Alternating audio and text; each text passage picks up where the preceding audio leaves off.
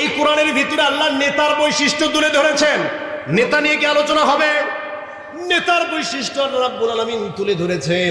আহারে, আজকের নেতাগুলোর দিকে যদি আমি তাকাই, আজকের নেতাগুলোর দিকে তাকালে পাই বাংলাদেশের নেতার চাইতে, বাংলাদেশের কর্মীর চাইতে নেতা বেশি। কথা বলেন ঠিক কিনা? আমি তো মনে করি গত 17 বছরে যদি বাংলাদেশ থেকে নেতা এক্সপোর্ট করার ব্যবস্থা থাকতো, ইম্পোর্ট করার ব্যবস্থা থাকতো, তাহলে বাংলাদেশ নাম্বার 1 হতো। কারণ এখানে ছোট নেতা, পাতি নেতা, খাটো নেতা, নেতার অভাব নাই। সবাই নিজেকে নেতা দাবি করে। ওবায়দুল কাদের কাকু কিন্তু এমনি বলে না, স্টেজ থাকি নাম এত নেতা কেন? কথা বলেন ঠিক কিনা? আসলে ডায়লগ গুলো আমরা মিস করতেছি। কথা বলেন ঠিক কিনা? খেলা হবে? কথা বলেন না কেন? খেলা হবে। প্রাণের ভাইরা আমার, নেতাদের বৈশিষ্ট্য, নেতা কেমন হওয়া দরকার, আর বর্তমান যুগের নেতাদের অবস্থা আপনি দেখেন। আল্লাহ রাব্বুল আলামিন এই নেতাদের বৈশিষ্ট্য কোরআনে জানিয়ে দিয়েছেন। আল্লাহ রাব্বুল আলামিন বলেন, আল্লাযীনা ইম্মাক্কান্নাহুম ফিল আরদি আকামুস সালাতা ওয়া আতুস যাকাতা ওয়া আমরু বিল মা'রুফি ওয়া নাহাউ আনিল মুনকার। আল্লাহু আকবার বলেন। আল্লাহ রাব্বুল আলামিন বলছেন ইসলামিক নেতার বৈশিষ্ট্য দেখো, আল্লাযীনা ইম্মাক্কান্নাহুম ফিল আরদি, আমি যদি তাদেরকে জমিনের বুকে প্রতিষ্ঠিত দান করি, আমি যদি তাদেরকে পৃথিবীর বুকে প্রতিষ্ঠিত দান করে দেই, তাহলে তাদের বৈশিষ্ট্য হবে 4টা। এই কথা বলে না। তাহলে তাদের বৈশিষ্ট্য হবে 4টা। নাম্বার 1 বৈশিষ্ট্য হলো আকামুস সালাতা, তারা নামাজ প্রতিষ্ঠা করবে। 2 নাম্বার হলো ওয়া আতুজ যাকাতা, তারা যাকাত আদায় করবে। আর বর্তমান গত 17 বছর তো যাকাত দেওয়া দূরের কথা, এরা সম্পদ, জনগণের সম্পদ মারি খেতে ব্যস্ত ছিল। কথা বলেন ঠিক কিনা? আল্লাহ রাব্বুল আলামিন বলছেন ইসলামিক নেতা যারা হবে, নাম্বার 1 বৈশিষ্ট্য হলো আকামুস সালাতা, তারা নামাজ প্রতিষ্ঠা করবে, নিজে তো নামাজ পড়বে, মানুষদেরকে নামাজের জন্য আহ্বান করবে। 2 নাম্বার বৈশিষ্ট্য হলো ওয়া আতুজ যাকাতা, তারা যাকাত প্রদান করবে, মানুষদের সম্পদের তসরুফ করবে না। আমি তো মনে করি এই বাংলাদেশে আজকে স্বাধীনতার বয়স পড়িয়ে 54 অথবা 55 বছর আমরা পা দিচ্ছি। এই বাংলাদেশে যদি যাকাতের সঠিক ইসলামিক খাত চালু থাকতো, বাংলাদেশের বুকে কোনো গরিব লোক থাকতো না। থাকতো? যাকাতের যদি সুষম বন্টন হতো, থাকতো গরিব লোক? থাকতো না। এখন গরিব লোক থাকছে একটা কারণে, সেটা হলো যারা ধনী ওরাই আরো ধনবান হয়, যারা টাকাওয়ালা ওরাই আরো টাকাওয়ালা হয়। টাকার কারণে ক্ষমতা পায়, টাকার কারণে চেয়ার পায়। এই 2টা জিনিস পাওয়ার কারণে যারা ধনী ওরাই ধনী হয়, গরিবরা আরো গরিব হয়। কথা বলেন ঠিক না বেঠিক? প্রাণের ভাইরা আবার, ইসলামিক নেতার বৈশিষ্ট্যের মধ্যে 2 নম্বর বৈশিষ্ট্য হলো ওয়া আতুজ যাকাতা, তারা যাকাত আদায় করবে। 3 নম্বর হলো ওয়া আমরু বিল মা'রুফি, তারা মানুষকে সৎ কাজের আদেশ প্রদান করবে, মানুষদেরকে সুন্দর কথা বলবে, মানুষদেরকে ভালো কাজ করার জন্য বলবে। 4 নম্বর বৈশিষ্ট্য হলো ওয়া নাহাউ আনিল মুনকার, এবং মানুষদেরকে অন্যায় এবং অশ্লীল কাজ থেকে বিরত রাখার চেষ্টা করবে। আর বর্তমান নেতারা, এই যে গত কিছুদিন আগে, গত 5ই আগস্টের আগে যে নেতারা বক্তৃতা দিয়েছিল, পলক কোটি কোটি টাকা মেরে দিয়েছে। সালমান এফ রহমান টাকা মেরে দাড়ি কেটে ভণ্ড হয়ে গিয়েছে। কথা বলেন ঠিক কিনা? বিচারপতি মানিক যে টক শোতে বসে নানা ধরনের, আল্লামা দিলওয়ার হোসেন সাইদির যখন ফাঁসি কার্যকর করলো, মাইকের সামনে এসে বুক ভরে ডাক দিয়ে বলেছিল, আমি বিচারপতি মানিক আজকে আল্লামা সাইদির রাজাকারের বিচার কার্য সম্পন্ন করেছে। স্বাধীনতার 5ই আগস্টের পরে একে আমরা ধরা পেলাম হলো বর্ডারের কাছে। কথা বলেন ঠিক কিনা?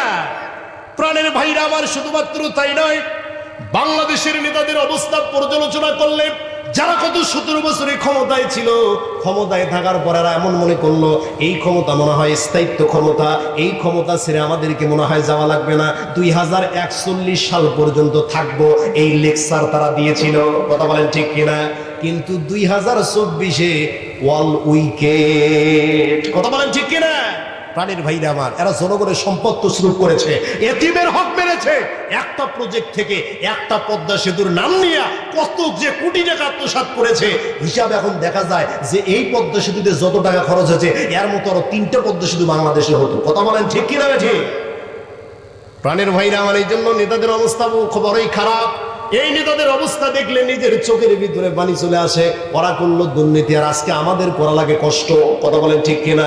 ওরা টাকা মেরে দিয়ে বাংলাদেশের অর্থনীতি খাতকে দুর্বল করে দিল, আর আমরা আজকে ওই দুর্নীতি মেটানোর জন্য, ওই টাকা পোষানোর জন্য সাধারণ জনগণ নিত্য নতুন জিনিসগুলো বেশি দাম দিয়ে কেনা লাগে। কথা বলেন ঠিক কিনা? এলাকার এমপি সাহেব পালিয়ে বেড়াচ্ছ কেন? জেলার এমপি সাহেব পালিয়ে বেড়াচ্ছ কেন? শুনেছি দুদুকের খাতায় তোমার নাম। হায়রে, শুনেছি দুদুকের খাতায় তোমার নাম।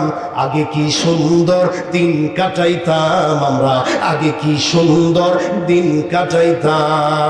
বর্ষাকাল আইতো কি যে ভালো লাগতো, রিলিফের মাল পাইয়া আনন্দ করতাম। কথা বলেন ঠিক কিনা?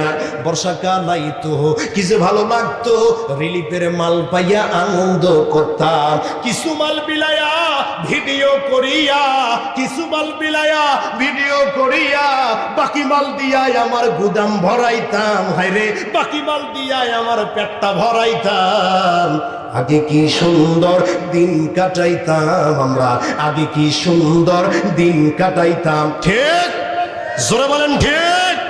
ভোট আসে ভোট যায়, বছরটা বদলায়, আমি সরকার ঠিকই থাকি। হায়, ভোট আসে ভোট যায়, বছরটা বদলায়, আমি এমপি সাহেব ঠিকই থাকি। হায়, ভোটেছে দল বড়, দলেছে পেট বড়, ভোটেছে দল বড়, দলেছে পেট বড়, তাই তো এ দল ও দল ডিগবাজি খাইতাম। হায়রে, তাই তো এ দল ও দল ডিগবাজি খাইতাম। আগে কি সুন্দর দিন কাটাইতাম আমরা, আগে কি সুন্দর দিন কাটাইতাম। মুসলমান আওয়াজ দিয়ে কথা বলেন ঠিক না ব্যাঠে? তাহলে আল্লাহ রাব্বুল আলামিন বলছেন, আলোচনায় আসেন। আল্লাহ বলতেছেন, ইয়া আইয়ুহাল্লাযীনা আমানু তাকুল্লাহ, আল্লাহকে ভয় করো। 2 নাম্বার হলো ওয়াবতাগু ইলাইহি ওয়াসিলা, তাকে পাওয়ার জন্য মাধ্যম তালাশ করো। 3 নাম্বার অর্ডার আল্লাহ দিলেন, ওয়াজাহিদু ফি সাবিলিহি, আল্লাহর রাস্তায় যুদ্ধ করো, আল্লাহর রাস্তায় জিহাদ করো। কারণ আল্লাহর রাস্তায় জিহাদ করা হচ্ছে একটা উত্তম ইবাদত। কথা বলেন ঠিক কিনা? প্রাণের ভাইরা আমার, সাহাবীরা নিজেদের জীবনকে কেমন ভাবে আল্লাহর কাছে উৎসর্গ করেছিলেন একটু খেয়াল করেন। সাদ সালিমী রাদিয়াল্লাহু তাআলা আনহু ইসলামের অন্যতম একজন সাহাবী। এই সাদ সালিমী রাদিয়াল্লাহু তাআলা আনহু, এই সাদ সালিমী রাদিয়াল্লাহু তাআলা আনহু ইসলামের অন্যতম একজন সাহাবী। একদিন আল্লাহর নবীর কাছে এসে বলতেছেন, ইয়া রাসূলুল্লাহ, ইয়া হাবিবাল্লাহ, আমার অন্তরের ভিতরে 2টা দুঃখ আছে। কয়টা? জোরে বলেন কয়টা? তো আওয়াজ দিয়ে বলেন কয়টা? ইয়া রাসূলুল্লাহ, আমার অন্তরের ভিতরে 2টা দুঃখ রয়েছে।